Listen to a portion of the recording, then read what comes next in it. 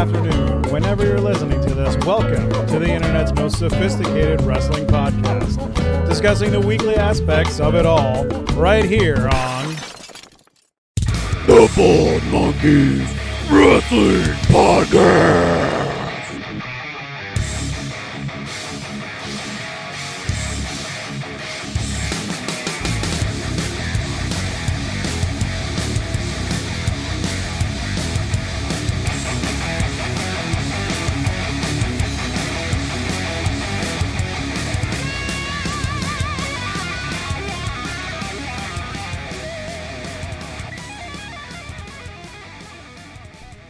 You know, I can't help but be a little somber, a little disappointed. Flippin' Nakamura beat us again. Again. And he did it with a. Did he do a clean sweep? It was a clean sweep. It annoyed me because I don't know if I said it on, because I knew I was getting annoyed with Steven's picks and Nick's picks last week while we were doing picks, because I was like, man, they're so close, but I don't remember if I said it on air or off air, but I definitely at one point was like, Nick's got it 100%. But the reason I picked Ciampa over Cole was I was going for that win so hard. And well, just missed it. There's no need to worry. Usually I have the pick sheet that I write everything down on, except after Nakamura took a clean sweep, I had to do some voodoo juju on him and actually use the piece of paper in a burning ritual. So sorry, Nick, but you ain't gonna win for a third time in a row, bro. Just warning you. Well, not to mention we're getting ready to pick AEW, so he may just like not even pick it because he's so anti AEW for whatever reason. True. I mean, he's literally like, I remember when we were at the Royal Rumble, I'm like in the back of the car with him, and he is just like railing against AEW the whole time. It's like, I don't know, man. They're putting on pretty good shows.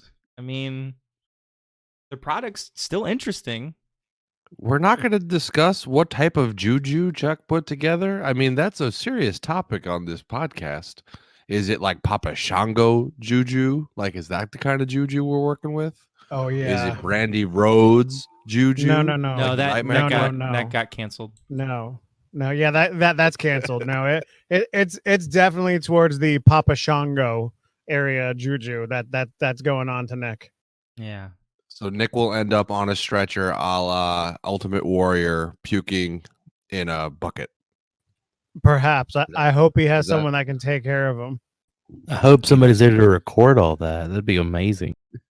Don't take his beer though, okay? Don't take his beer. Oh no. No. Don't do that. Whatever you do. You wouldn't like him when you do that.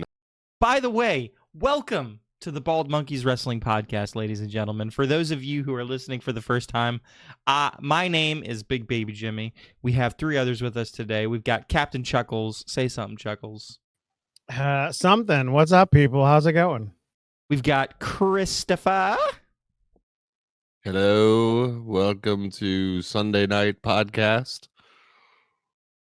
We've got the boss, Stephen Hill. Hello. And surprisingly enough, I'm looking in this Discord channel right now, and I see Nakamura. He's there. He's muted, but he's there. He's there. I'm here. Oh my god. We were just Hello. talking crap about you. Did you hear us talking crap about you? Are you feeling itchy, or there's any boils or odd entities? Are you feeling nauseous? Are you feeling nauseous yet? Because apparently Chuck's put the juju on you.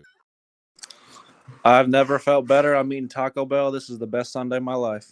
Well, okay, so Taco Bell. So the juju is going to come in about 20 minutes after he finishes. The plan is working. That fool. So, yeah, TakeOver Portland. I thought it was a pretty good show for the most part. The match, I don't know about you guys, my favorite match of the night was Balor Gargano. I never thought I would say that about a Finn Balor match again, but good gracious, that match was great. It was definitely a good one. I'm gonna have to go with the street fight though, man. Like Tegan Knox and Dakota Kai, that was an impressive match. I mean, they were taking some headshots and pulling some stunts, and that was a really impressive and entertaining match for the women to have.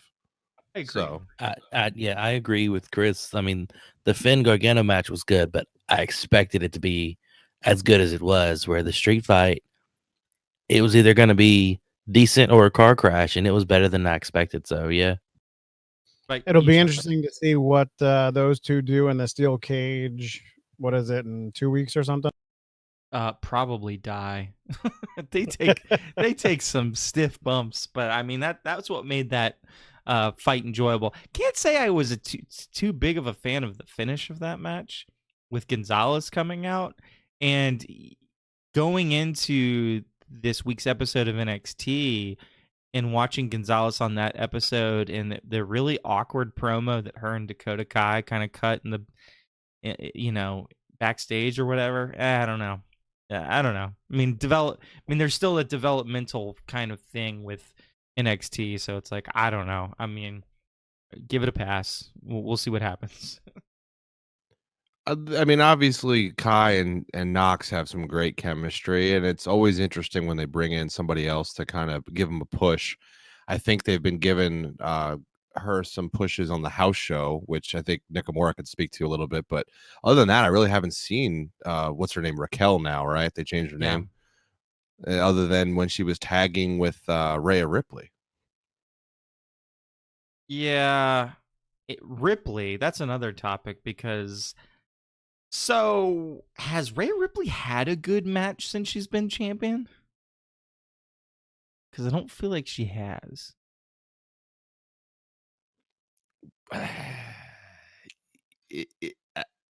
I point to the Becky Lynch-ish of Rhea Ripley, where it's the character's been built strong, the characters come off good, but really, has there been an amazing match? War Games, but that wasn't just her, right? That Yeah, was a team collective effort. group having a good match. And if anything, like the star of War Games was Kaylee Ray. Yeah, most definitely. But yeah, I think you point to Bianca Belair again, don't you? I mean, every time she has to have a singles match with someone, she just doesn't put it together exactly right. They're fine matches. I never have an issue with a Bianca Belair match, but I have an issue with a Bianca Belair takeover match. I have not been impressed by her in a singles match on takeover yet. She's fine on the regular show though. Overthinking the issues, I guess. Overthinking the match. I don't know. I mean, I'm not gonna sit here and say that it was the greatest takeover ever. I was underwhelmed by Keith Lee, Dijakovic. Kai Knox was definitely better than I thought it was gonna be. I loved Balor Gargano. I thought it was great. Ripley Belair was the worst match of the night. Broserweights versus Undisputed Era was very entertaining. And Cole Ciampa was, the match that you expected it to be, I guess. You didn't like Lee with Dijakovic? I thought that was a good match. I thought mean, it was another good match for that. I don't know. I mean, I can go. I don't have my notes in front of me, but I don't know. Slow, a little sloppy, kind of over it. I don't know that the title as a one-off match, it would have been fine. But then after what happened on NXT, it made me dislike the match even more because Whereas Chris and I think we're in agreement that we like to see these two kind of in the ring and do stuff, even if it be at a little bit of a slower-ish pace. I think at this point, with what was this match number 5 for them, I think Jimmy's kind of over it right now. I am. And I like I said, I didn't like with this episode of NXT, this past one, and he comes out there and they like, I thought it was over, and then he's like, well, I'm not done yet or whatever. And it's like, come on, guys, give Keith Lee somebody else to fight. Doesn't need to fight Dijakovic every single time. Who's he gonna fight? Anybody. It's anybody. That's what you do when you're the champion. You fight anybody. Well, that's part of the reason why I said it. I get them giving Keith Lee the belt, but he didn't need it yet. It should have stayed with Strong for his little feud with Velveteen before they put it on Lee, and it's not needed. And now that belt is not in a predominant area where people are going to care because they're caring about Velveteen versus Strong. I think you're going to get more of these matches that you're like, okay, give him somebody else because they're not ready for it yet. Velveteen looks rusty, man. Yeah, he's been out a while. It's to be expected. That match with Strong was rough. It was. There was a couple of weird spots in it, and I mean, even the finish was bad. He beat him with the Valley Drive or whatever, which is not even his finishing move. It was a rough NXT. I mean, I liked Devlin Rush, but like other than Devlin Rush, like what was there on that episode? Not much at all. And the sad thing about this episode was that it started off with the Devlin Rush match, which was the best match of the night there, and then it just kind of like went downhill after that, in my opinion. And then one thing I really didn't like about it, and this is just a little thing, because at the end of the day, whatever they write for you, that's what you got to do. But man, when Austin Theory was out there and then Ciampa's like, not now, not right now or whatever, and it was obvious that was going to become a thing. Like, dude, why does it have to be Austin Theory? Like, can't it be anybody else in the back? Why did it have to be Austin Theory specifically? I just don't know that that's the right person. Especially if you're then building to, Ciampa Gargano. Are you not putting yourself in a position where Ciampa and Gargano are basically just going to wipe the floor with whoever they face? Now, I could be totally wrong about that. If Ciampa and Theory have a barn burner next week, then good. I hope they do. But I just didn't like that. I just didn't like that spot. They're just trying to set up a little side play here. Ciampa and Gargano is going to go on, but there's going to be a little bit on the side every once in a while for both of these guys. Yeah. I thought, on the other side in the WWE universe, I thought that Raw was pretty good. All things considered. It's becoming a trend. We keep saying Raw is good, and we keep watching the other shows and wondering why Raw is the best show. But again, it's like Raw is building stuff, building stories, Yeah. and obviously, let's be honest. What's the best storyline going right now?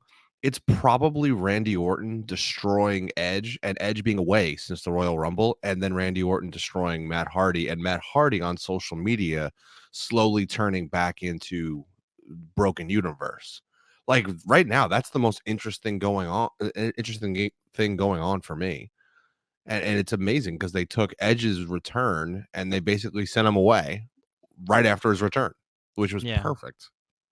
Yeah, I mean, I think it's very interesting. I actually give it a leg up over, gosh, as much as I hate to say it, NXT a little bit, because NXT is doing this weird thing where we're flipping back to all the old rivalries or whatever. Like we're just doing a repeat of what we did that worked, which, again, not saying they weren't great matches, but at some point you need to do some differing storyline. Well, here's an NXT issue, and it's something well, at least myself, this is something I've always wanted them to do, is to keep guys in NXT, which is great. I'm enjoying it. I'm enjoying seeing guys over and over again not move up to the other shows. But this is a problem because we went to an NXT house show a couple years back, and the guy at the merchandise stand even said it. We're kind of in a revamping or repackaging stage right now. They had a bunch of like Finn Balor stuff, Shinsuke Nakamura stuff. They didn't have any new stuff. And I feel like they're doing that now with the wrestlers. They're in need of a repackaging and a new group of people coming up and a new group of merch coming through, but everyone's still there. So now you have to basically recycle storylines to just keep things fresh. Yeah, and the thing is, and it seems to be, I feel like maybe you would agree, my trend personally is that I guess I get a little easily bored. And so I kind of get over storylines a lot faster than other people get over storylines. No. Well, I mean, hey.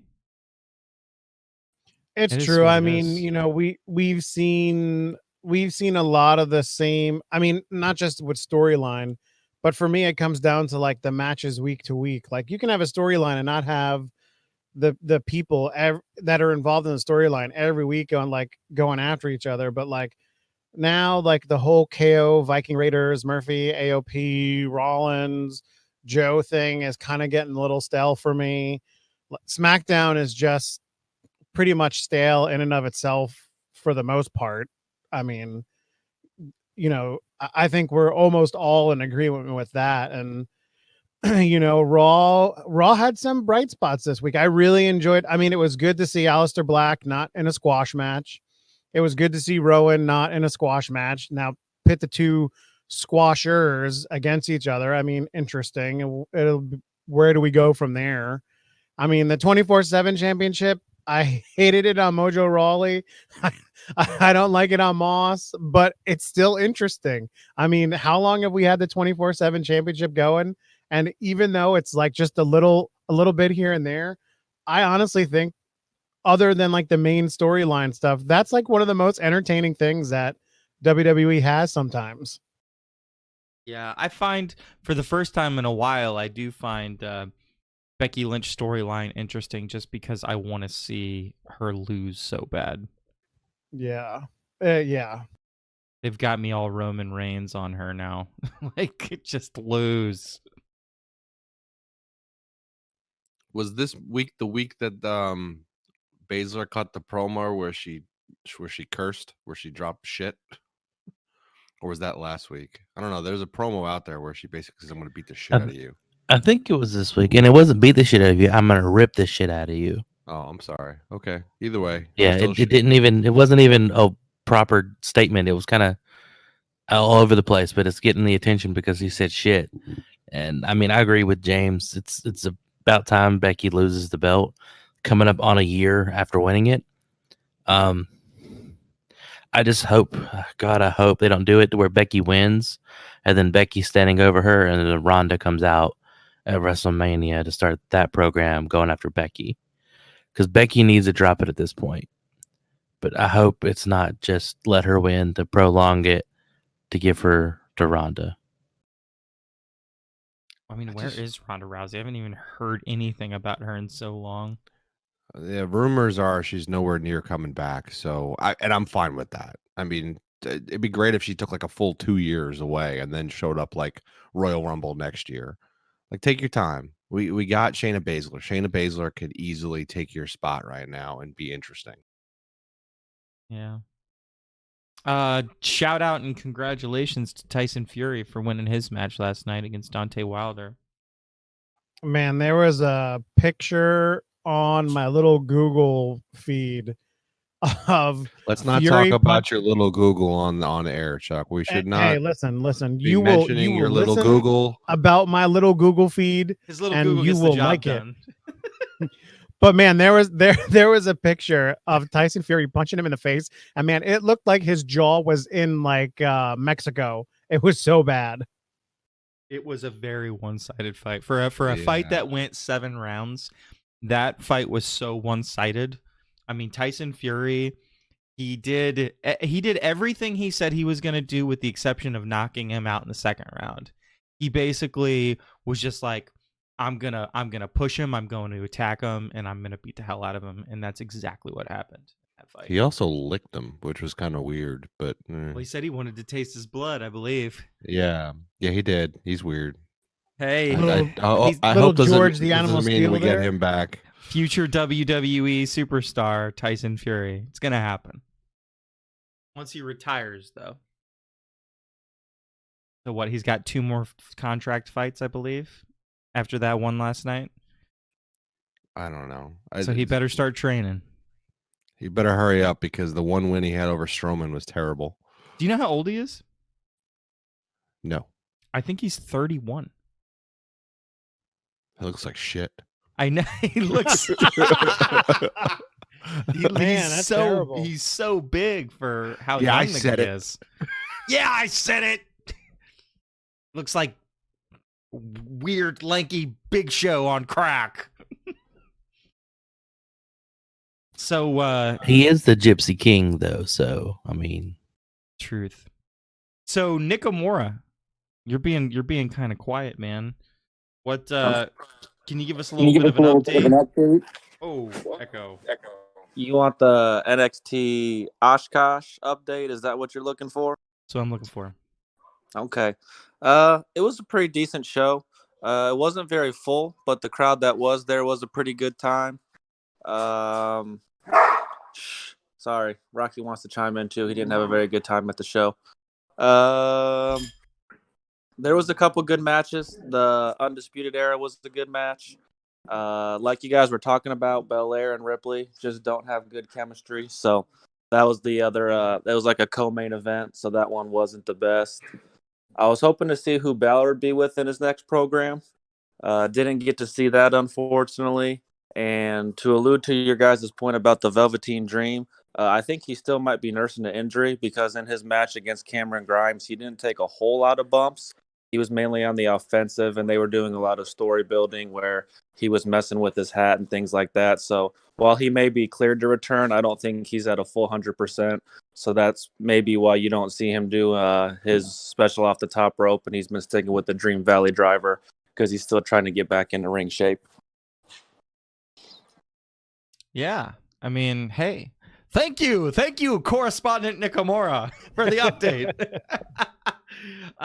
Yeah, I mean, my thought, and I had mentioned this when we were doing picks last week, was that you were going to have Balor go after whoever won the belt. So I truly believe that Balor's going to be going after Adam Cole. I don't know if I love that very much. I feel like that would be like a heel versus heel thing. I don't know. Balor's kind of playing the heel role now. I would prefer it to be maybe someone else that goes over Cole. But to be honest, I don't know who that would be. And that's kind of like what you guys were talking about earlier. They need a repackaging. They need someone new. So I'm not sure if there's maybe someone injured right now that they could call back to defeat Adam Cole and go over Cole, or if they'll go with the Dream storyline or what. But I don't know how into Balor versus Cole that I would personally be. I'd kind of like to see Balor go after Keith Lee. I was thinking the same thing, man. Same thing, Steven. You're reading my mind. There you go. I think that's a good matchup too. I think that would be great. Can Dominic Dijakovic Yes.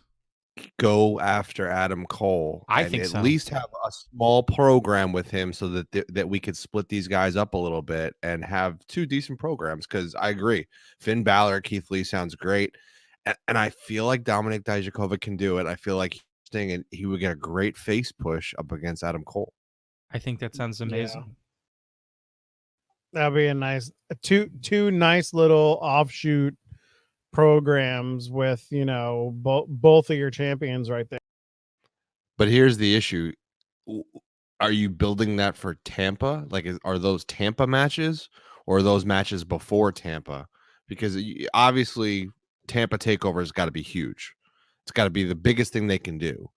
And right now, Ciampa versus Gargano, loser leaves NXT, might be the biggest thing they can do. Yeah, and that's kind of what it sounded like it was going towards for sure with his promo. I initially thought that they could do Adam Cole versus Johnny Gargano versus Tommaso Ciampa versus Finn Balor for the title. You know what they could do at TakeOver Tampa? NXT has done just about every match you can think of. What if you gave NXT a match they haven't done yet and put as many guys as you can in the ring for the championship? What if you put an elimination chamber up in NXT Tampa and throw everybody in there for Adam Cole's championship to try to put Adam Cole up against all the odds? Okay, now name your competitors. Who's in it? Adam Cole. You get 6, right? Yeah. So Adam Cole, Finn Balor, Johnny Gargano, Tommaso Ciampa, All right, I got two more. So Dream, the last that's Dream. tough though, but Dream and Strong. that'd be interesting. Have the turn. Do you have a The turn? turn back, Strong turns back. I don't know. I would rather have Dajakovic strong. I'm cool with that, but I think you have Strong, and then Strong eliminate Cole, and let them feud for a little while over the belt. Why don't Because you I just think that would be a good. Why don't you just put Keith Lee in it? I mean, you don't have to defend the North American title at TakeOver Tampa. Yeah, but How does that he I feel add like to that I story? feel like that would be a wasted spot though, because they're not going to give him both belts, so he's just walking in there to get eliminated. You should let everybody have that off chance that they could win it, and if Keith Lee's in it as the North American champion, it's not going to happen. Well, his tagline is limitless, so he could easily have both belts. Well, that's the problem too, though, is that they build Keith Lee the same way that they build a lot of WWE champs, in that can Keith Lee lose? At this point, will they have him lose? And I'm not talking about when they do inter-brand stuff that's a little different. But on his brand, will Keith Lee lose? When is the next time he will actually lose a match? I don't know that there's anybody on the show right now that could take the title from him except Finn Balor. I think Finn Balor taking it from him actually makes a lot of sense. But It's that weird, I don't know. It was a thought. booking. I know it's a thought. I mean, I think there's 4 strong candidates for a match at TakeOver Tampa right now, with Cole, Balor, Gargano, and Ciampa. I think it's who do you put in with them other than that, because you can't. I don't think you could have those 4 together in just a regular 4-way. Well, one thing that I would like to see is I would like to see Cole drop the belt at Tampa regardless. And the storyline I'm looking forward to is when he loses that belt, when Drew McIntyre goes over Brock Lesnar at WrestleMania, they recreate what they did at NXT Brooklyn a few years ago, where Undisputed Era comes out at the end of WrestleMania and attacks Drew McIntyre. And we finally get to see that story, because that was going to be a good one that we unfortunately never got to see because McIntyre got injured in that match. Yeah. Throwback, yeah. Yeah, I would probably enjoy that throwback too. I mean, a good interesting question is, has the Velveteen strong storyline, is the purpose of that been to create a face separation of Strong from Undisputed Era, so that when you do move them up at WrestleMania, you can leave Strong behind?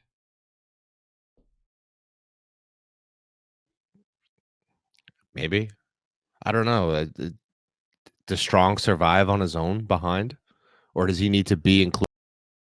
Well, Strong has always been a very good babyface, though, right? I mean, I'm thinking about when he had his program with Bobby Roode. I actually think Strong's a really good heel. Like, he's not a great guy on the mic, but I think he's a really good part of a heel faction. I think he does a great job in Undisputed Era. I think he's good at both. I don't know. I think he's too much of an underdog when he's the face. I think as the underdog heel, it's a little bit better because then he could cheat to win. Well, here's a question: who are the underdogs in NXT right now? Johnny Gargano. Is he though? He's a heel. He's a heel right now. Is he a heel?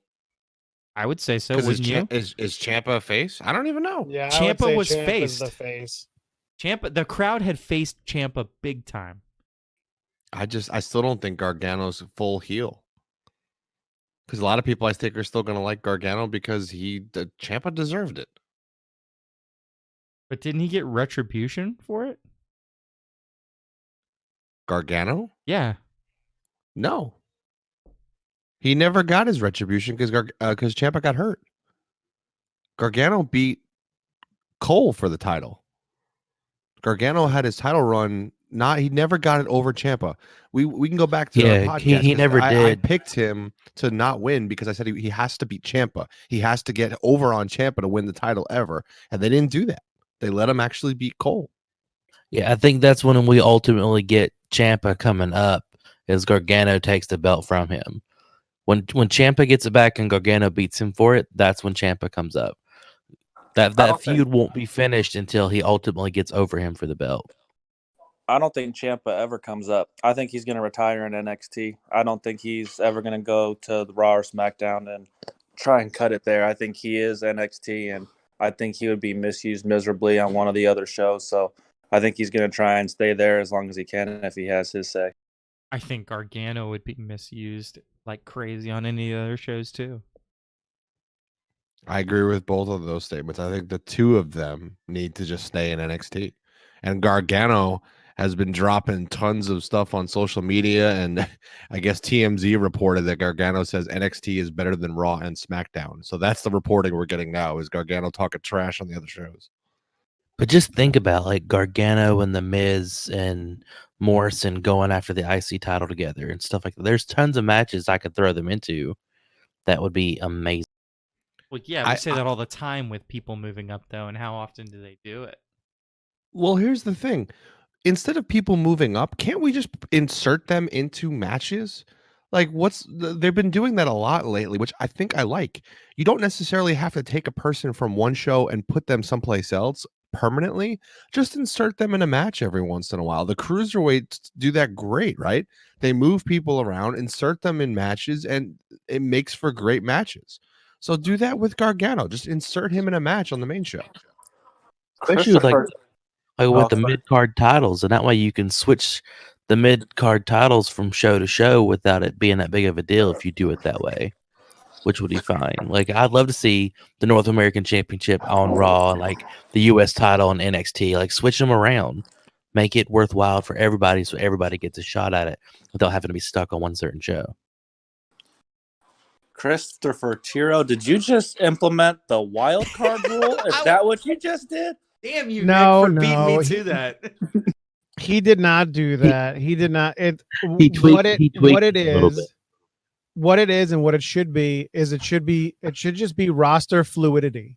Like you should just be able to go from show to just intermingle them. Yeah, have the 3 separate shows, but just make it fluid. Like, yeah, you got your cruiserweights on NXT and Raw now, not that we've seen the flipping Kabuki Warriors defend the titles at all with the waste of women's tag team titles, but they were on all 3 shows. Like just do it fluid. Just do it fluid. Just have them move around. It makes so much of a better opportunity for storylines, for guys, for interaction, for everything.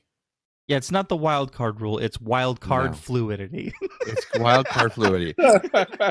Just consider me the XFL. I'm coming up with a new rule, and it makes a lot of sense, and everyone loves it. So I'm enforcing the XFL rule. It makes perfect sense. I got your back. Look at Garza. Garza's been doing it, and we love it, right? Devlin's been doing it. We love it. Like, if you do it the right way, it's not the wild card rule. If you keep pointing to it and calling it the wild card rule, yeah, that's annoying. Yeah. Unfortunately, I think they're going to do another superstar shakeup after Mania. And I think they'll include NXT this time, so you'll see a lot of switching going around and whatnot. But well, if I don't. they Sorry, should. go ahead. I was going to say they should. They should include NXT. Well, Fox is probably pretty upset right now. All that money they paid for SmackDown and how terrible SmackDown's been. The fact that Dog Food and Goldberg have been their biggest storylines over the last month and a half. I think they're going to have to do something to get SmackDown maybe a little bit more watchable. Whoa. What about that amazing Symphony of Destruction match? I mean, wow. My guy Nakamura took a pretty nasty bump on that one. Also, I forgot there's one good story. I do like the Otis and Mandy Rose, Dolph Ziggler thing. That was pretty funny, that Valentine's Day episode. I did enjoy that. I think that SmackDown wasn't horrible this week. I thought it was actually very watchable. Dude, that oh man, that slam to the freaking piano, then the piano did not budge. That looked rough. That looked really bad. And Cesaro's playing the cowbell. I mean, it's something. I don't know if it's good. I don't know if it's bad. It's just Cesaro playing a cowbell. Cool. I still think SmackDown's suffering. I still agree that Fox is probably pretty annoyed. I do think they're missing a huge opportunity to get Alpo to promote, something on SmackDown right now. I mean, why not? Just go for it. You're putting dog food on every single freaking show. Why not get Alpo to like advertise on all the cans instead of them being these generic cans? That's a huge miss on their part. You know what the worst part of SmackDown was? And it was one of my hot takes last week, but it was the two idiot Bellas being announced to be in the Hall of Fame. That's just terrible. Man, Garbage. that is controversy at its best this week, because there are a lot of people on each side of the fence with that, and they are very adamant about their opinions. It's interesting because obviously the Bellas were in the middle of that revolution that was going on with the divas and then into women's wrestlers, but what they actually did to get everybody there is in question. Well, there might be different opinions, but there's only one right opinion, and it's that they don't deserve to be in the Hall of Fame. Are you kidding me? Not at all. No, not at all. Chuck's argument was perfect last week when he pointed out wrestlers that were not in the Hall of Fame. But let's be honest, the WWE Hall of Fame is a farce. It's like the freaking Walk of Fame in Hollywood. You pay for it, you get your name on the ground. You pay for it, you get in the Hall of Fame. Yeah. Or they have shows to advertise for.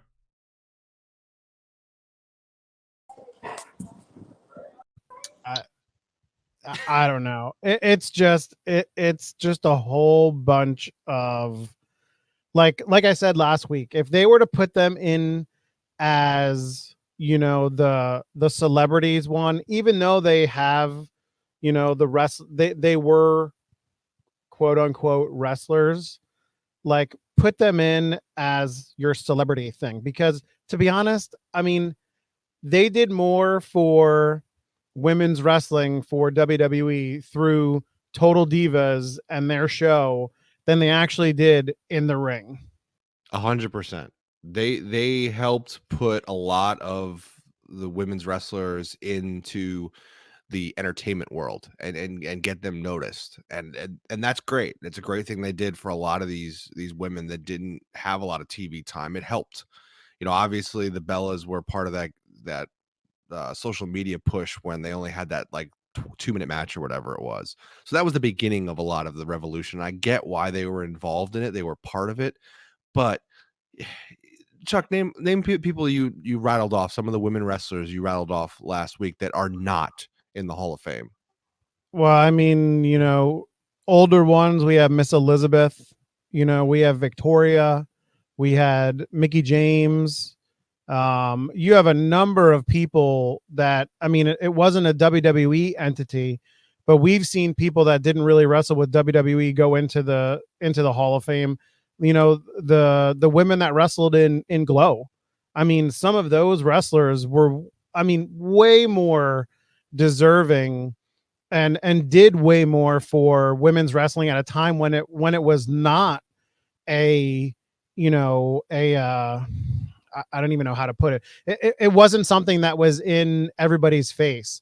It was something that was a niche market. And, to have the Bellas go in ahead of, I mean, I'm a huge Victoria fan. I always was. I like Mickey James, but to have the two of them go in over Miss Elizabeth, and I agree with what James said last week, Miss Elizabeth gets into a controversial area, but I mean, come on, like when you think about, the beginning of, women valets and just women in wrestling in general, to people that are in our age demographic, between, let's say 35 and 45, I would hands down, people would, one of their top three would be Miss Elizabeth. Well, as the correspondent for someone outside that age demographic, I am excited to see the Bellas go into the Hall of Fame because I hope I hope John Cena inducts them too. Just have the whole shebang, make it super exciting. The WWE Hall of Fame's a joke anyway, so I don't see what the big deal is.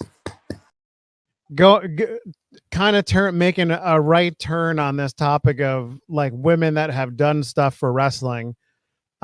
What's everybody's take on this garbage of Charlotte Flair saying that she put the NXT Women's Championship belt on the map? Does anybody agree or disagree with that? Because I wholeheartedly disagree with her statement. I think that she is playing towards her feud. I think it's true. What? Nick, you are drunk. Go home. I think it's true. I think she's probably been the best women's wrestler over the last 5 years. Well, And no. I We're agree not. with that. I'm not talking about women's wrestler. I'm talking about. She's talking about her title reign in NXT. Oh, okay. I misunderstood your question. That would be Asuka. Asuka was the best NXT Women's Champion and made that belt as prestigious as it was because her undefeated streak was probably one of the better women's storylines in NXT that I can remember. So I agree with you, Chuckles. It was not Charlotte Flair who made the NXT title that great. I would say it's more like that Asuka Ember Moon feud and things of that nature. And now Nick is not drunk anymore, and I agree with him. Well, I Sobered up believe mid conversation. It was all those tacos. I agree with Charlotte only in that it makes her story a lot more interesting. I don't actually agree with what she's saying. Yeah, it does work for the storyline. It does work for the storyline. But in reality, it's like, Charlotte, come on, please just shut up. And here's the problem. I really want Charlotte to win that match. Yeah. Because I find her winning that match and then going down to NXT to be very interesting. You could make an argument for Paige being one of the best and being the ones that put the NXT women's title on the map. I mean, Paige Yeah. brought it to the main show and then immediately won the women's title on it. Paige, when she walked out with it after Mania to congratulate AJ and then won the other bout, she was the first women double champion they had there, you know? Yeah, there are at least 3 females that put that title on the map over Charlotte Flair. Even Bailey's reign. I mean, I would Ding, say ding, Bailey, ding. Paige, and Asuka. I think those 3 really did like elevate that title. I don't really feel like I remember Charlotte even carrying that belt much. Now, when she went to the main show and got the Divas title, and then they switched the Divas title over to a regular title, I mean, that was a big thing. I think she was the beginning of the women's championship being a big thing, right? Because she was the first.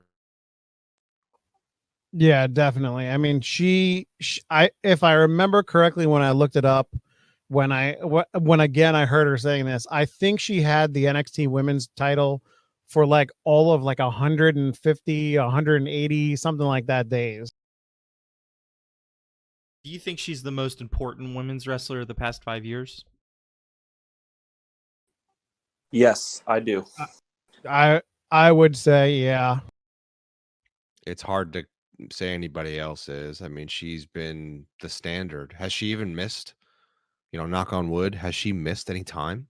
I feel like she's really been around this entire time. Whenever she got her boob job, she missed about 6 weeks. What are you talking about, boob job? That's all natural. Who's the most important men's wrestler of the past 5 years? I know the answer, so I'm not going to answer it because we've already had this discussion. I don't know that that's the answer, though. That would definitely be the answer to right now. But the past 5 years, I'm not sure. Seth Rollins. Seth is a pretty strong one. I mean, Seth's been. I know they want to push it as Roman, but Seth, if you take away the time he was even still kind of there when he hurt his knee at the beginning, but you take away the time where he was out when he hurt his knee, and day in and day out, he's been there. He's been at the top of the card. He beat Brock quicker than Roman did. I mean, he's had every single belt in the last 5 years that I'm going to have. And I think you can make an argument for AJ too. I think in terms of importance, I think you got to pick someone from AEW because, I think WWE still has the best one Styles, Adam Cole, and things of that nature. But if you're looking But for over the last 5 years, though, you can't give it to AEW yet. well, they're very They're important because if they're going to push WWE, they're going to someone to really kind of carry that brand. You don't want to do what WCW did and just take all the old WWE superstars. You got to make your own. So I would say someone like Cody Rhodes or Kenny Omega. But your first one you said was Cody Rhodes, and he's a WWE superstar. Kenny Omega wasn't. I'll give you that one, but 5 years that's what they ago. do. Kenny Omega, maybe. Was Cody in WWE 5 years ago? Yeah. Or was he doing independent wrestling? No, No, he I wasn't think he independent was. yet. I think he's only been gone maybe 3.5, 4 years at the most. He hasn't been gone quite 5 years. I think that second one might be the answer, though. Kenny Omega. I mean, he was supremely important to the other side of wrestling. When you divide wrestling into WWE and everything else, I can't think of a wrestler who's been more important over that time period than Kenny Omega. Now's a whole different thing. I messaged this. I was sitting in the airport and I caught up on AEW, and I watched that whole AEW, and I texted the whole group and I said, I'm not sure if anybody agrees with me or not, but I think Cody Rhodes is the most important wrestler in wrestling right now. And it's just like, I mean, that guy is, you can tell he's just doing everything in his power to just make sure that that brand doesn't fail. And I guess by proxy, maybe, I don't know, fight for the rights in a certain way of independent wrestling as a whole. I would agree with that statement. I mean, if you look at all the stuff that happens in AEW before their shows, after their shows, I think like almost every time he gets on the mic at some point and is just so like gracious to every single person that comes into whatever arena, wherever they are, about like taking their time to come out and support him and AEW and all the guys there. So I mean, he just seems like he is like he is the ultimate right now for AEW, and I mean for just like wrestling promotion in general. I think right now, like he is just I think he's finally being able to do what he's always wanted to do and love, and just be able to bring it to like its apex, and he is just loving it. What did we think about AEW this week? I enjoyed AEW this week. I thought AEW was better than NXT. I mean, the tag team battle royal was a great way to start off the show. I mean, I know Chris disagrees with me in regards to the super kick that sent Sammy Guevara into another time zone. But I mean, I thought the show was great. The only thing that the only thing that I hated about AEW this week, and going on from my hot takes last week, one of my hot takes from this past week, Nyla Rose should never, ever, ever, ever, never touch a microphone and speak into it. It's interesting because I was taking notes during it, and that was one of the notes that I wrote down was just ... Should we really let Nyla Rose talk on the mic ? ? And then there was a lot of interesting things, and this is just me asking questions, listeners. I'm not trying to start anything. But did anybody else think it was interesting when Big Swole got in Nyla Rose's face? She called her brother. Love it. And I was like, ooh, interesting. It was. Go ahead, Jimmy. I'm just saying, it was just like, it was a moment that I caught, and I was just like, whoa, man. We have talked about Nyla Rose before on this podcast in regards to, the wrestling aspect of things, her matches with Rio, what she's done, back backstage for little things and this and that, but now once the belt was put upon her, man, it just opened up a can of worms into a whole new arena. And like, we never even we talked about it after she won it, and we didn't even discuss anything that has to do in regards to that one particular topic that has to do with Nyla Rose. Yeah, I don't know that transition of Nyla Rose to a female is necessarily an important topic. It's an important topic from the standpoint of when you talk about moments in time and somebody like Nyla Rose getting the belt and that being important. That's something that's gonna be picked up a lot. But it makes things like that interesting. It makes moments like that interesting to me more than anything else. I mean, at the end of the day, I don't care who you're fighting. I mean, I'm a big believer in intergender wrestling anyway, you know what I mean? So I don't care who's fighting who. That being said, it was a very, very interesting moment. Yeah, I liked Big Swole coming out and getting in her face and doing the whole like brother thing. I mean, if that's what they're going to do with it and that's the way that they're going to play it, hey, I mean, great job AEW for taking an extremely controversial, thing and blending it into a storyline. It's going to be very difficult to stay on that line and for them, I think, and not go too far one way or too far the other way, in my opinion. You know what was interesting about two of the matches in AEW, and specifically the Cody and Wardlow and then Moxley and Cobb, is I could have made an argument. The only thing that changed my mind with the Cody match was, him jumping off of the top of the cage, which was wild. Dude, he didn't even look. Yeah, he didn't even look. I mean, now crazy. That's trust. And now in reality, he didn't get a full 100% on that. But dude, he didn't even look. He got up there, he steadied himself, and he went for it. And wow. Yeah. But so that match and the Moxley Cobb match, I had written down the same note, which was, shouldn't Moxley have lost? And shouldn't Cody have lost? Would that really have hurt their storylines, or would it have helped their storylines? Because for each of them, it's kind of the same storyline.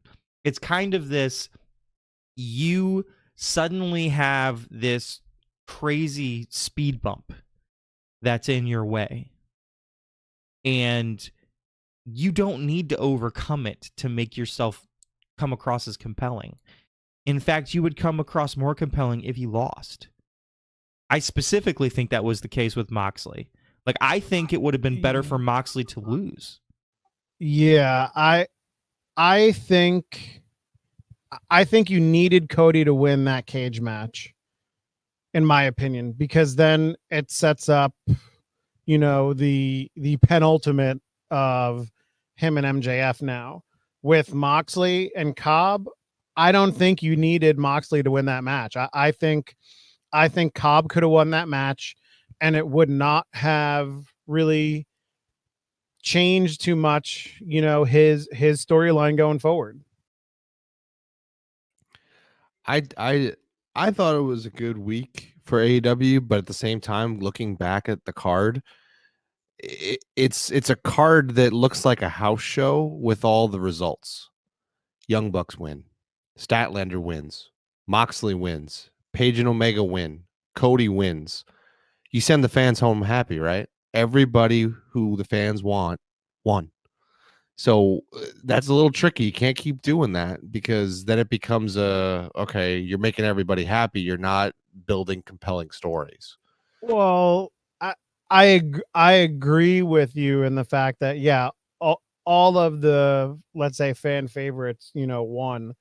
but I don't think it deters from their long term with, each of, I mean, let's take the Statlander Shayna match out of it, but I don't think it does anything different with the other four, going forward long term.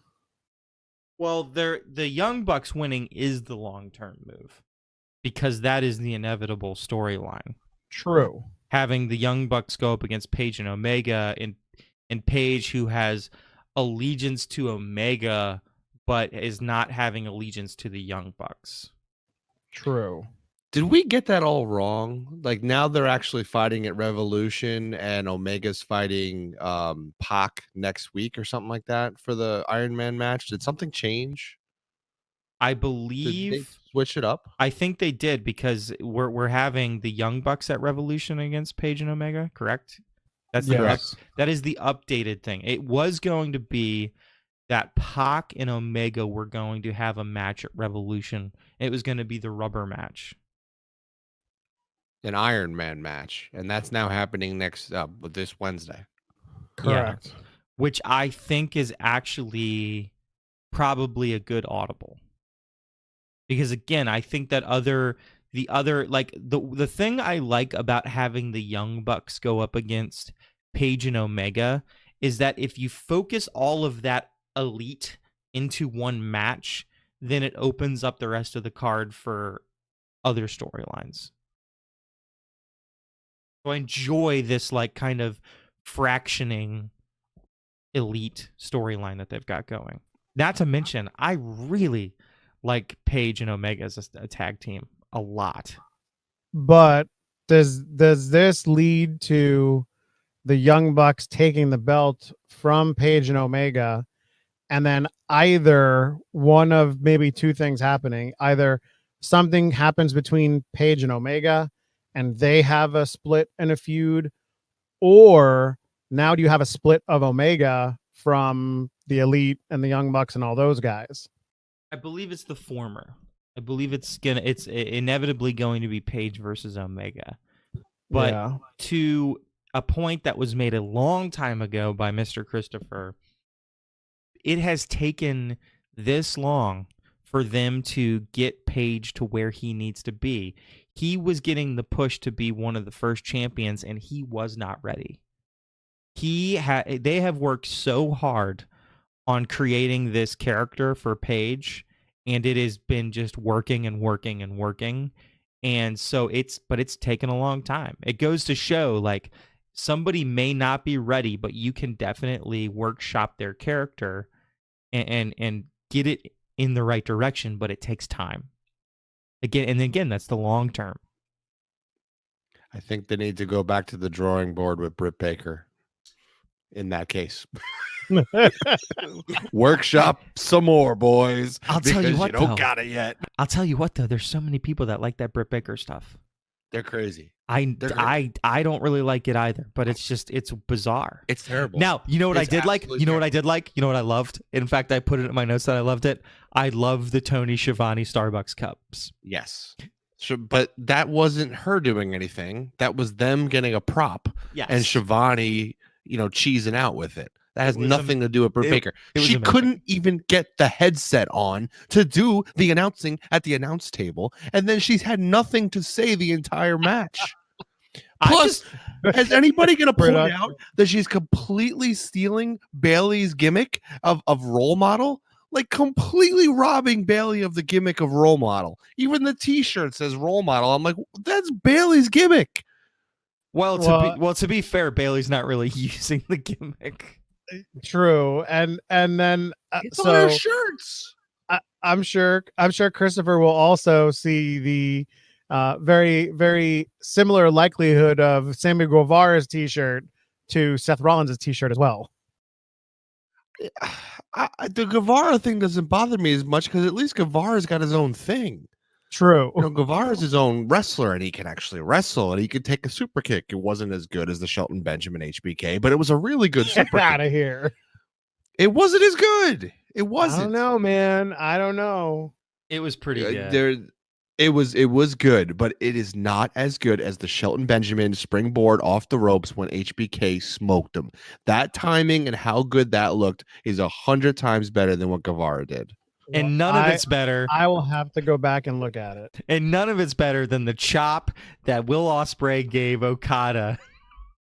That is true. That is true. I agree with my brother. The Shelton Benjamin HBK one was better.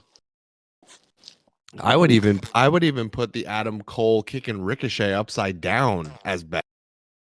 I second that as well. Well, Nakamura, you're not really a person, so your opinion doesn't count. Man, you win the picks a couple times in a row, and they just start slandering you even worse than they did before. So I don't know if it was last week or the week before, but Christopher put up a tweet saying, "Hey guys, we're podcasting today. Anybody want to have anything for us to talk about?" And I don't think anybody responded back, Crickets. which was complete crap. However, this morning, Screw you, social media. This morning I put up that we're taping the podcast tonight, and I actually did have someone tweet back. AEW couple. They have their own podcast as well. They responded. They want to know our take on who we believe is the Exalted One. I love the fact that they are making you think it's one person when it's actually Matt Hardy. That's all I gotta say. That's what I think the end game of it is. Is that they're so dedicated. They're so dedicated, and they like keep asking. It's almost like they're giving it to you on a platter. That it's one thing, but it can't be the one thing. It's got to be the other. And so I like the idea of it being Matt Hardy, and I like the idea of the reveal being like his laugh, like that like that type of thing. That is what I believe it to be, personally. Yeah, Steven and I were talking about this a little before we all came on, and I'm still going with my choice of it being Christopher Daniels.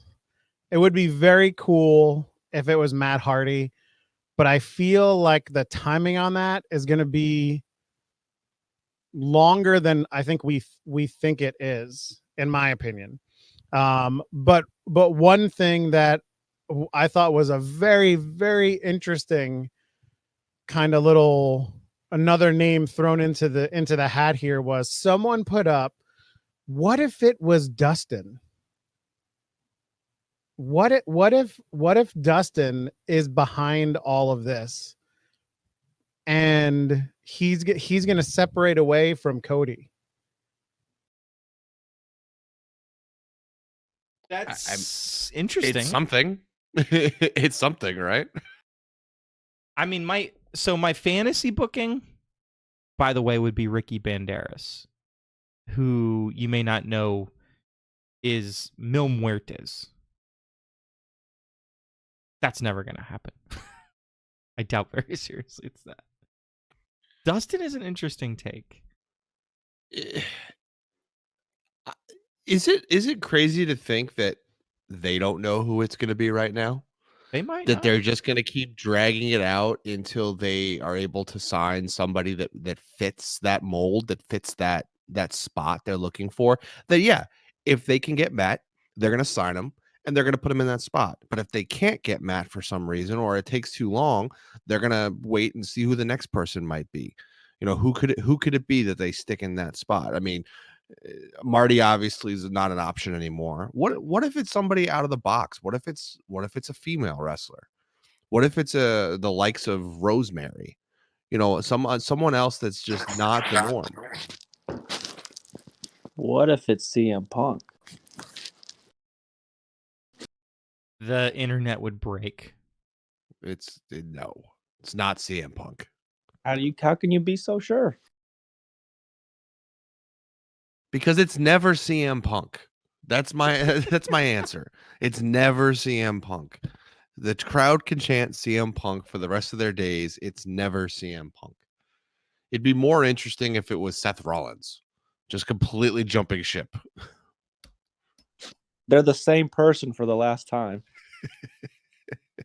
Nakamura believes that Seth Rollins is just CM Punk. We've never seen them both in the same spot ever. He just thinks that Seth Rollins is CM Punk in disguise. You show me a picture, I'll stop that rumor. But until I see him in the same place at the same time, I'm gonna believe what I believe. Well, I'm looking through contracts in WWE, and there's only a couple contracts that are coming close to being up, and that's Matt Hardy and the Revival. I don't think it could be Matt Hardy. And then Could it be someone from New Japan? well, what do we got? Nagata, Tanahashi, but I don't think he's close. Rocky Romero, I don't know that he's close either. I mean, it might be almost towards the end of this year, rather. How about Brian Cage's contract in Impact? Is that one close? Yeah, that one's up. That one's up, and the rumor is that AEW signed him, but then his wife was then disputing that via text. Now that could be BS, and it could be true that they did in fact sign him. So Brian Cage would be interesting. I don't know that Brian Cage makes sense in that for that character, but you know, hey, crazier things have happened, right? What about Harper? Harper.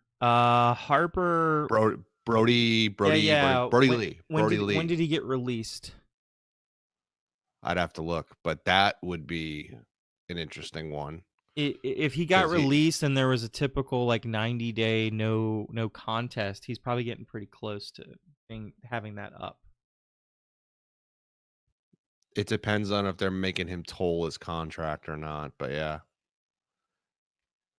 There's a lot of options, and I still believe that they're not sure what they're going to do. I mean, the other big rumor is Raven showed up. I don't know if anybody saw it, but Raven was actually in the crowd because I guess he had done like one of the shows or something, like Dark or something, and he was in the crowd during the tag team battle royal. So I think they are just going to troll us, and they're not even sure who it's going to be, which is great. I think it's a great angle to take because then it could be a total swerve all the way at the end. Yeah, when it actually ends up being like Kenny Omega, that would be so out there. Amazing swerve, right? You know, Diamond Dallas Page, like just something random, like, or they just continue to tease us. It can't be any worse than the higher power line payoff. So we got that going for us. Either way, it's gonna be Cody Rhodes. It's gonna be the whole Vince McMahon, it's me, Austin angle from back in the Attitude Era. It's all gonna be Cody in the end. It'll be Brandy Rhodes, and they'll be like, "See, the Nightmare Collective actually was this the whole time." Yeah, I can see that. I could not see that, but that's my attempt. If they go in the path of WCW, I could definitely see that. Well, hopefully they stick to an AEW path and don't take a WCW path or a WWE path. We have any hardcore wrestling matches at the pay-per-view next weekend? I was wondering about that the other day. I don't even really know what that card looks like. AEW card. Take a look. Let's take a look, shall we? We've got Chris Jericho versus Jon Moxley. Kenny Omega and Hangman Page versus the Jimmy, Young Bucks. Jimmy, you didn't say it. You didn't say it right. I don't need to say it like he does. You got to at least bring it out for like 2 or 3 seconds. I'm not Justin Roberts. I don't have to do anything. Cody versus MJF. Dustin Rhodes versus Jake Hager. Those are the only ones that are solid on the card. They don't have a women's match solid on the card yet. and then probably Darby Allin, Sammy Guevara. That might be it. I brought this up in the group text the other day, and it didn't get received well, so I'm going to bring it up on here. I don't like John Moxley's character, and I'm not really liking the Jericho Moxley angle. It's not really doing a lot for me. Am I the only one of the bald monkeys that feels this way? What are you, more pro Dean Ambrose? I just don't really enjoy the Mox. I think I called him the RC Cola, Stone Cold Steve Austin, and you guys didn't appreciate that very much. And apparently, you guys are all RC Cola fans. But I'm not really into the whole John Moxley loose cannon thing. It's not really working for me. And I think they could have went with a better like first big feud for Jericho than Moxley. Well, I respectfully disagree. I think that I enjoy the feud quite a bit, and I like John Moxley's character a lot. Whereas I hated him when he was in WWE as Dean Ambrose. He's my biggest turnaround wrestler ever. And then I love Jericho, and I like the feud. It's been enjoyable, even with Moxley as a pirate. Don't mind it. I would agree 100% with Jimmy and disagree 110% with Nick. Extra yeah, 10%. Not 100. Get that extra 10% in there. Yeah, John Moxley is a way better character than Dean Ambrose was, and I think, like a lot of you guys have said, it gets back to who he was pre Captain Crunch WWE. Yeah, he was a CZW guy. I mean, he was doing crazy ass wrestling. I think Moxley was good the first X amount of months that he was in AEW. I think it's getting kind of stale. The pirate thing, I'm not buying. I think he runs good promos, but the matches, if you go back and watch the matches that Moxley's been having the last 3 or 4, they're kind of just vanilla. They're not the crazy matches that he started with. Like, think Sure. about what he did with Omega, right? Like, that was nuts. Like, that's the Moxley that I think we fell in love with, and I think he's going back to the Dean Ambrose. So I'm in the middle of the road between the opinions, where I'm a little worried, and I'm leaning a little bit more towards my brother, where it's like it's kind of stale. And maybe it's possible Omega got a really good match out of Moxley. And I don't know if 65-year-old Chris Jericho can get that same match out of him. He can't. Let's go back through the Jericho matches so far. The Jericho matches have been rough. The Jericho promos, the Jericho stories, been amazing. Great. The matches themselves, he's just not there anymore. And he shouldn't be there anymore. He's an old man. That goes to but prove he could the matches still cut a great promo. Goes to prove that when the majority of the show is based in story, the matches don't always matter. I mean, even like you look at New Japan when he fought Naito, how much more important was all of the story than the actual match? I mean, him walking was like he was like walking through the park, like taking a phone video of himself, just like cursing up a storm and stuff like that. I mean, you remember that promo, don't you, Chris? Oh yeah.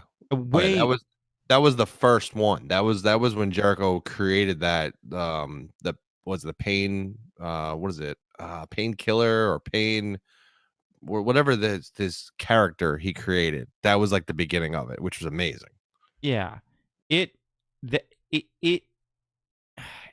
one of those things where he has learned that as long as I dedicate myself to telling the best story that I can, the match is forgivable. And it's a lesson that I think other promotions could learn if you have guys that maybe can't put on the best wrestling match, but if you're able to use that magic to at least make it compelling, it makes it more interesting. I don't know. We'll see. We're gonna find out. Does he drop the belt to Moxley? Yes. I don't know if he should, but yes, I think he does. Now, why do you say yes, Jimmy? Because I think it I hate to not go with the story side of it, but to go with the not story side of it, I think Jericho has got other stuff that he does year to year. And it's a good opportunity for him to drop the belt and start, writing some music, maybe touring a little bit. See, and that's exactly my reason for why he is going to drop the belt to Moxley, because Fozzy goes on tour through April and May, and he's all over the country then. So unless he wins and they put it on hiatus, he would have to have a crazy travel schedule back and forth to AEW shows. Now, he does not have any Wednesday dates with Fozzy on the tour right now, but I mean that would be an insane schedule for him to do. Well, I mean, the thing with him touring, if he doesn't show up every now and then, he's gonna lose his heelness, because it already is like, where the entire crowd sings his theme song, like when he comes out. In a True. way, that's a Yeah. very face thing to do. Yep. But he is still deeply rooted in being a heel. Well, if he goes away for too long, when he comes back, he's going to get a hero's welcome for being back. And the crowd will face the shit out of him. Yep. By the way, everybody listening, we all do our homework here on the Bald Monkeys podcast, where we even delve into these little intricacies of what everyone else is doing in their personal life. Yeah. But yeah, I mean, I don't see a situation. I mean, I could see a situation. That's a lie. I could see a situation where Moxley loses. I just don't know that that's the right play. I think that you have somebody in the wings that's maybe a little bit better in, like, to push a new program with, and that would be somebody like Pac. Like, so we're not really doing anything with Pac, so why don't we go ahead and clear the road, let Moxley win, and then have Pac go after him. That in itself is a very good program. Agreed. So last week we also touched on how much we are kind of on the cooler side of the NXT announcers. One of the things I wrote down while watching a number of the shows this week was, are there too many catchphrases? Do all of the announced teams make it seem like we're playing like NBA Jam from like the 90s with like boom shakalaka? Like everything's got to have a catchphrase. And JR with the slobber knocker every 5 seconds, I just want to reach through the TV screen and just like punch him in the face. Does Byron Saxton and Tom Phillips actually do that? Byron Saxton does not. He is one of the only ones that does not do that. Does Tom Phillips do it? Every once in a while, I feel like he does. I'm still going to stand by the fact that Tom Phillips is the gold standard of announcing. And I'm okay with it. And every once in a while is okay, but it's when it's like nonstop over and over again. It's a slobber knocker. Oh, it's a. I'm just like, dude. Can there are about a million other words in the English language that we could throw in there to use at this point in time. Just Google search it. Synonyms to slobber knocker. Yeah, exactly. If you smell what The Rock is cooking, Austin 316, you can't see me. I got some bad news. I think wrestling's always been all about catchphrases and putting things on T-shirts to sell merchandise. So I don't think it bothers me as much as it bothers you guys, because that's the way wrestling's been. But has there ever in the history of wrestling been a better catchphrase for the crowd to chant than how much fish could Bobby Fish fry if Bobby Fish could Yes. fry fish? I I love love that it. so much. I hate it. I want that shirt so bad. I hate it. It's I hate so stupid, but it's wonderful. It's Why, not. why do you hate it? Why? What's the hate? I just don't like it. Like I don't like Riddle's promos. I might be the only one. Like I really I'm not digging them. I just don't Like think what? it's Wait a second. interesting. Okay, Goldberg. Wait a second. Even the promos where they're trying to get to Portland are like the vignettes where they're trying to get to Portland. It's funny, but like I don't. Oh, well, okay. You are wrong. Sorry. You are wrong. He started chanting how much fish could Bobby Fish if Bobby Fish could fry fish or whatever the heck he said. He just kept saying it over and over again. And then this week he comes on and he starts talking about the wellness policy and they cut him off completely. He talked about the cup failed the wellness policy. Like, Dude, I heartily laughed when he did that. It was hysterical. I don't know. I love Matt Riddle. I love Pete Dunne. I hate the Broserweights. I don't like it. I don't like what they're doing with them. I think they're better as singles wrestlers. I think they both deserve a push as singles wrestlers. I think this tag team thing, I hate tag teams that are just formed to take out good tag teams. And Undisputed Era are obviously, Fish and O'Reilly are the best tag team around, next to maybe the Revival, who are obviously not getting their time either. It's frustrating to watch singles wrestlers beat tag team wrestlers because tag team wrestling is just dying every day that happens. So you're really not upset with him as much as you are that Undisputed Era got beat. That's what you're really upset about. Oh, I'm butthurt by it. Yeah, that was terrible. I'm not happy about that. But again, the Riddle promos are humorous, but I just think it's comical, and that's not what that wrestler needs to do. I don't think Matt Riddle needs to be comical to be comical. I think Matt Riddle needs to be clever and a great wrestler and pound people, because some of the spots he does are amazing. When he power bombs a guy, flips him over, and knees him in the face, that's a great spot. He doesn't need to be a jokester. He needs to be, a grappler. I halfway agree with you, Christopher. I don't like, and I've said it before, I don't like it when they just form a tag team out of thin air with two wrestlers who are very good singles guys just to have them in a storyline or whatever it be.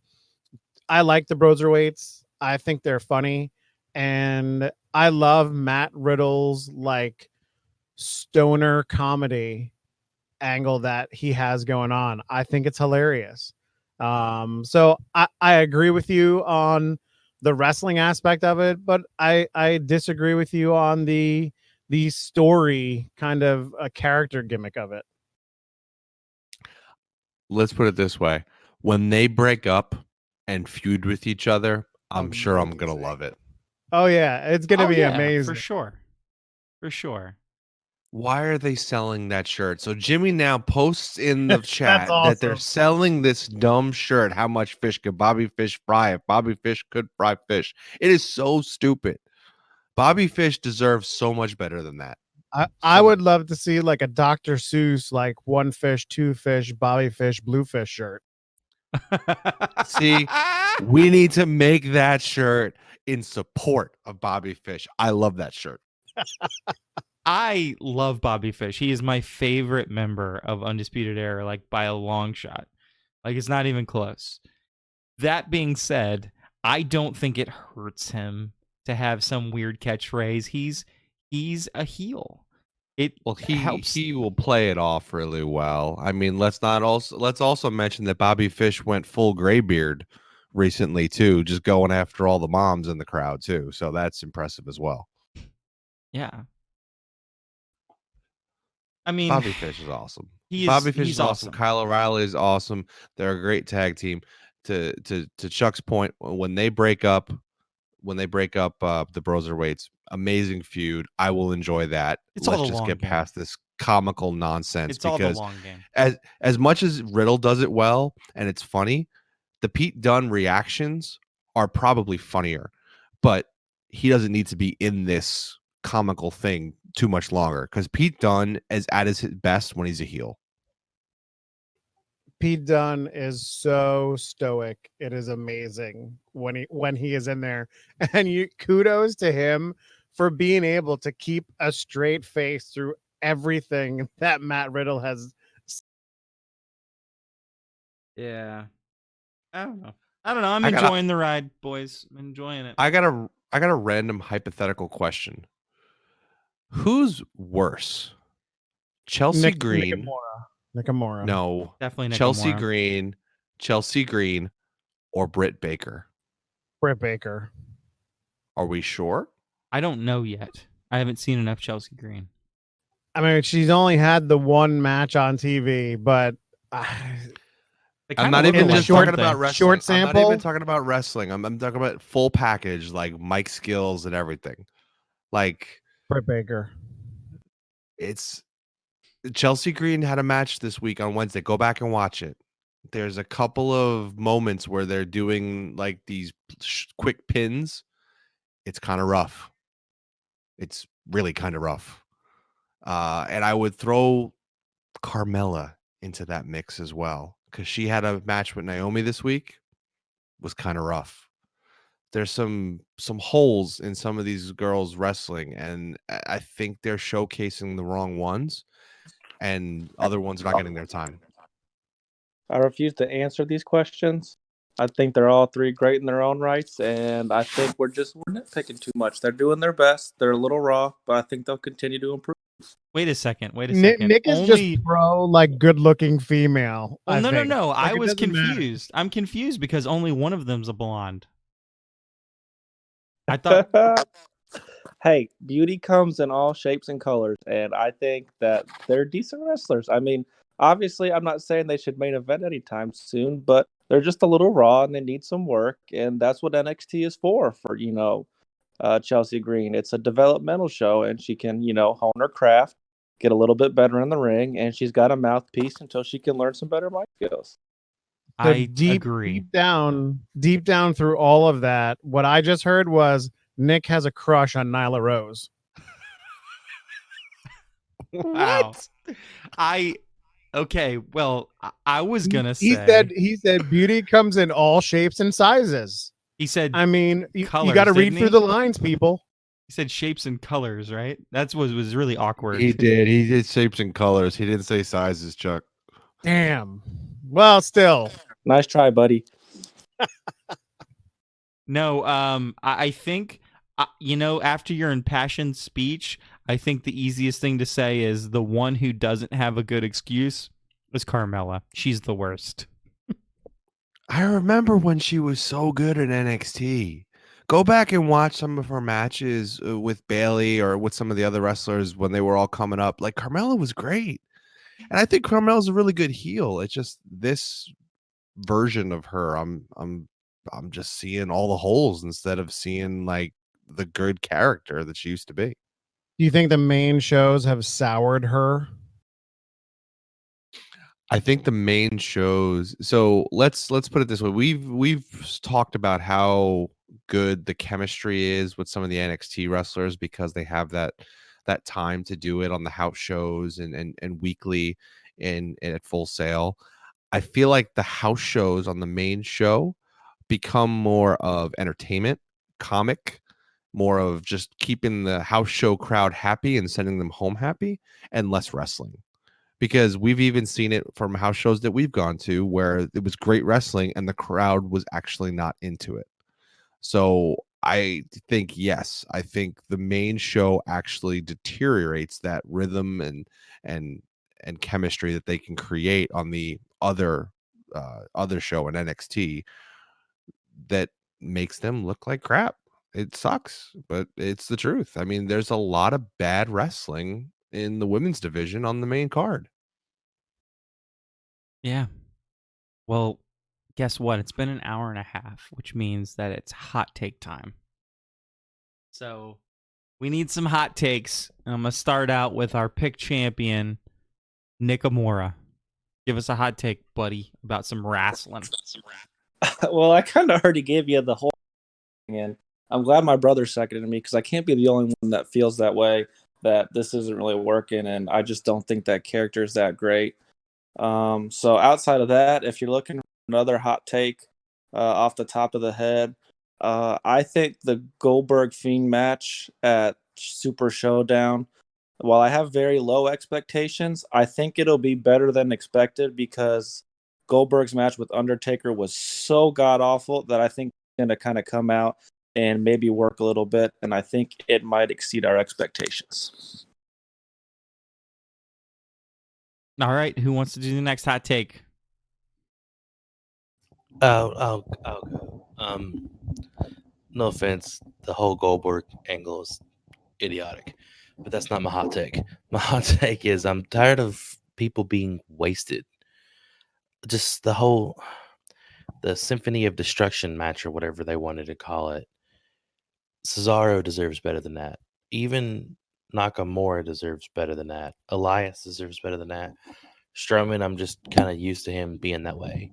But the biggest is Sami Zayn. I'm so over him being in this position he's in as a manager and a weasel. Been searching online everywhere to see what the deal is, and apparently it's just a creative decision to have him do what he's doing right now. It's not that he's not been cleared. Apparently he's cleared and healthy as all get out, but creative has nothing to do for him other than be a manager, and they're wasting everything to do with him. And just wasted talent is horrible when it comes to any wrestling, no matter if it's New Japan, AEW, or WWE, anything you want to look at. But knowing that some of these people can do what they can do, the stuff that some of them have done in the independents or in NXT or anywhere else they've been, and they're just doing nothing but taking pins or giving you a reason to laugh is idiotic at this point, and I'm over that.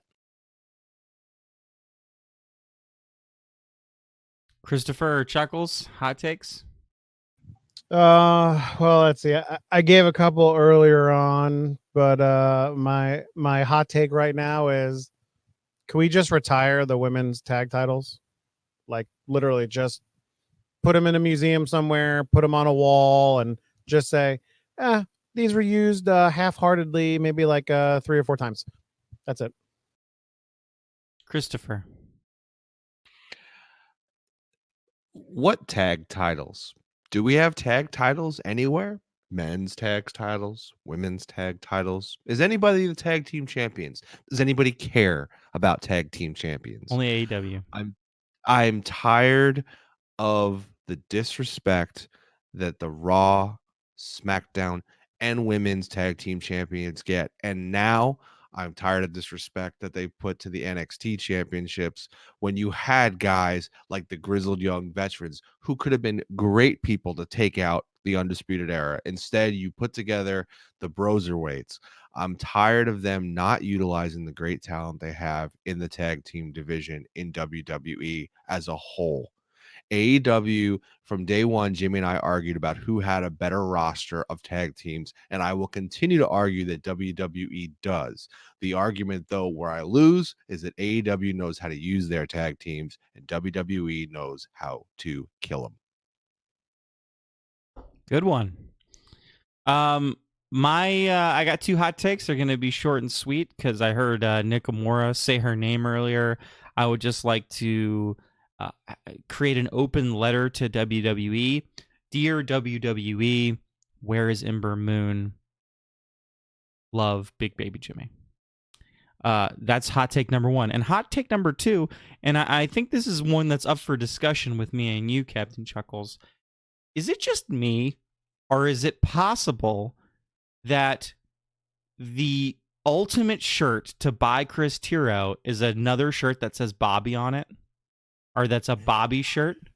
I'm thinking it could be that we should remove the Bob Lashley shirt and replace it with a how much fish could Bobby Fish fry Yes. if Bobby Fish could fry fish shirt. I want the blue fish shirt. I don't want that one. Well, then I make want the the one that doesn't exist. make the Bluefish shirt. Order a bunch of copies for us, and then before Gimpy Lacream, if you're listening to this at the end of this, you're not doing anything. You're just laying around. Make this shirt so I can buy it. Thank you. Yes. Well, that's been our time, ladies and gentlemen. We've learned a lot about wrestlers and fish and all that fun stuff. It's been fun. It's always a little bit hectic on here with 5 people. Yes, Nikamura, you're taking up space. Feel bad. And by the way, who's going to take him down? Who's taking him down? Who's calling their shot? And are we picking the Saudi Arabia pay-per-view, or are we just going to pick the AEW pay-per-view? I don't want to pick a house show. I agree. I 3-up that ruling, and no, we're not picking that garbage of a money grab. Well, I'm still going to pick it on the text chat, but we're not going to pick it on the podcast. Yeah, agreed. We'll tape before AEW Revolution, and you guys will hear our picks for that. But as far as the house show goes in Saudi, you guys have a decent idea of who's going to win and who's not going to win, but who cares anyway? Mansoor is going to be in every match, and he's taking every single match. The man that's going to take Nakamura down is going to be Big Baby Jimmy. Oh, yeah? You're calling the shot? Oh, it's because it's AEW? I am calling the shot. It's AEW. It's Yep. going to be Big Baby Jimmy. Exactly. Oh, man. When All do I right. get my belt? Maybe the next time that you actually win picks. I don't know. We have to talk about that. We have to design that belt. If he wins 3 in a row, we might have to figure something out. Yeah. Yeah. Well, Well, I'd be I already shocked won if he 3 wins in AEW. a row. Well, yeah, but that's the past. This is the present. Yes. This is the now. Are you Damn Marty? it. Are you Marty McFly, Captain Chuckles? Where's my freaking belt? I don't know. I don't know. Where is it? It's in your house somewhere, right? You know, a long time ago, I was trying to sign off this episode, and it just went totally off the rails, like it does every single time. You know what? We just can't figure this out. No more discussion. I'm not even going to plug anything else. Just, it's been nice. Talk to you guys next week.